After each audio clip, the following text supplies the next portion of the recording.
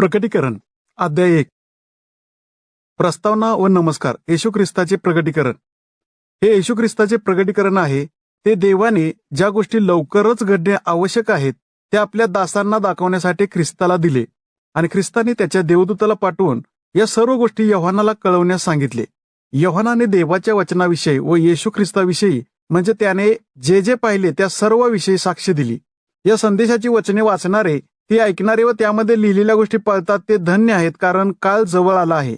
योहानाकडून आशिया प्रांतातील 7 मंडळांना जो आहे, जो होता व जो येणार आहे त्याच्याकडून आणि त्याच्या राजासनासमोरील 7 आत्म्याकडून तुम्हास कृपा व शांती असो. आणि येशू ख्रिस्त विश्वासू साक्षी, जो मरण पावलेल्यामधून प्रथम जन्मला आणि पृथ्वीवरील राजांचा तो अधिपती आहे, आणि ज्या येशूने आमच्यावर प्रीती केली आणि ज्याने आपल्या रक्ताने आमच्या पापातून आम्हास मुक्त केले, ज्याने आम्हास त्याच्या देवपित्यासाठी एक राज्य याजक बनवले, त्यास गौरव व सामर्थ्य युगानुग असोत.